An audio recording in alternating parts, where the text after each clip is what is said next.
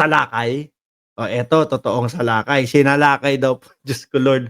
Eto, isa din tong mga ito eh. O, sinalakay daw po yung bahay. Totoo ho ito sinalakay daw ho yung bahay mga kababayan. O, Ginawa ka na yung kamay ko tapos wait lang. Totoong balita. Ito ba yun mismo? Ayan.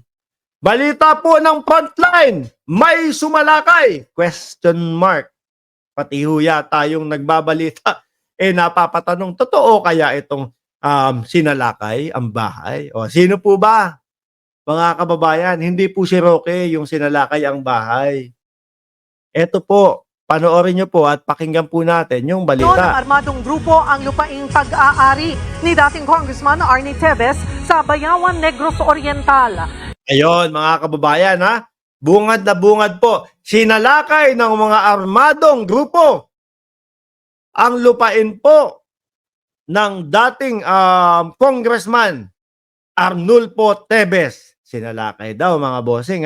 Tuloy natin. Sige, banot. Tinutukan pa umano ng mga suspect ng baril ang mga katiwala sa lupa. Nasa frontline ng balitang yan, si Gary De Leon. Aba, yan si Gary De Leon po, mga kababayan kaibigan po natin yan Close friend po natin yan. Mabait po yung tao, mga bossing. Itinali, biniringan ng mata at binusala ng packaging tape ang mga bibig bago tinutukan ng baril. Ayun ganun daw po mga kababayan. Itinali, binusala ng bibig at piniringan ng mga mata. Ganyan daw ang dinanas sa mag-asawang ito, nakatiwala sa lupaing pagmamayari ni dating Congressman Arnie Teves. Dalawa po mga bossing. Alam niyo po, nung unang balita nito, unang nabasa ko po o napanood ko itong balita na ito, mga kababayan, isa lang po ang pumasok sa akin. Siguro, hihingi sila ng apila na makapag-stay na si Congressman Teves doon sa Timor-Leste. Ayan. Kasi di ba yan naman ang hinihingi ho nila?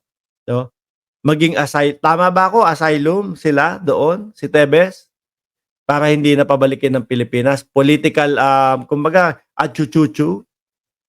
Biktima ng politika si Teves. Yan naman. Tingin ko mga kababayan, ako po, nararamdaman ko, kumbaga parang, sila-sila lang din ho ito.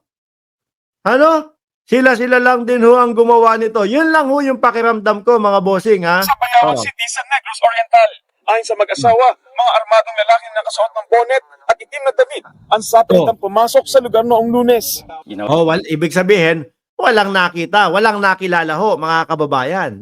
Nakasuot na itim na bonnet o itim na damit, kung ano man, na yung kamay ko tapos may tinatalian ako, pati yung paa ko. Tapos nilang tinalian yung kamay ko at saka yung paa, inano na nila ko para pinadapa na. Huwag kang maingay.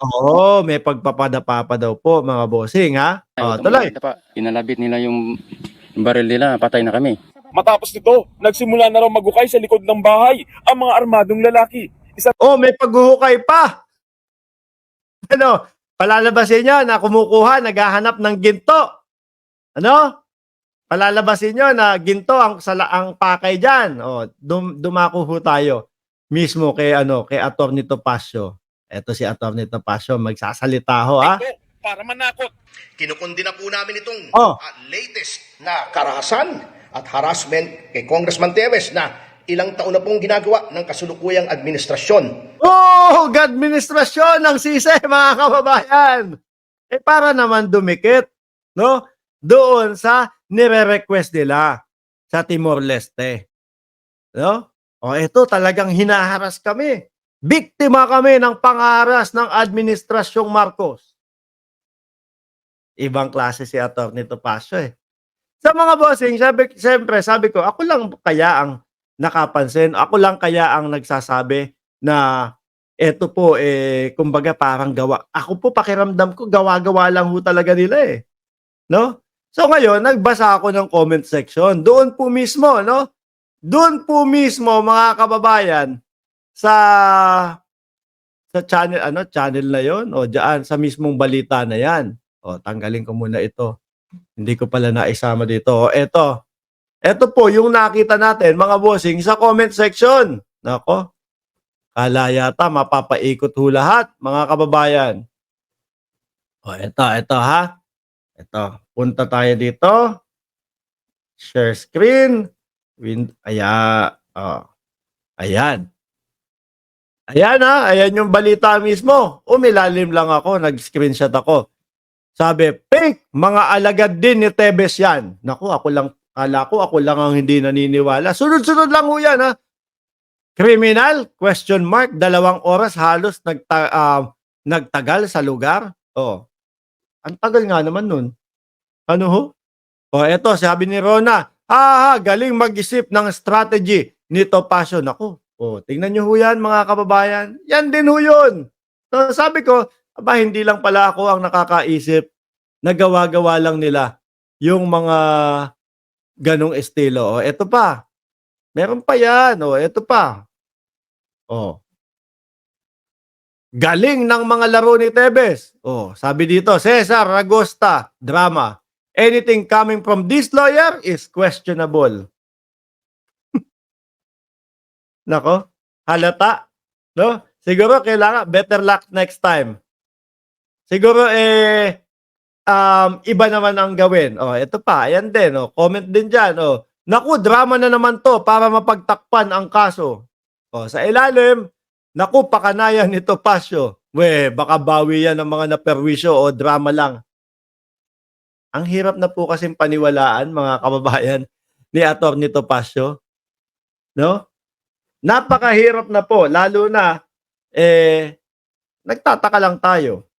Lahat po ng kanyang kliyente, mga bossing, iisa ang style, iisa ang solusyon. Ang magtago. Bakit kaya?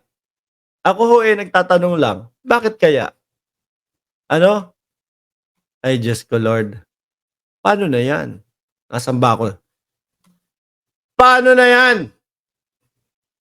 Sabi ni Leo Glenn, tumala, nanonood ng Batang Quiapo yan. Ginaya yung eksena ni Lena na sinaktan niya, sarili niya. Tapos sinabi kay Rigor na si Tindeng ang nanakit sa kanya. Hey, aba? Ganun pala yun, no? Ay, Diyos ko. Kunyari, may sumalakay sa bahay. Kunyari, merong mga armadong kalalakihan, pumunta doon, etc., etc. Pero yung pala, ang gusto lang magkaroon ng, kumbaga, ma-justify nila yung sinasabi nilang sila ay biktima ng politika sa Pilipinas. Ayaw naman lumiit nito. O eto. Akala ko ba merong lookout bulletin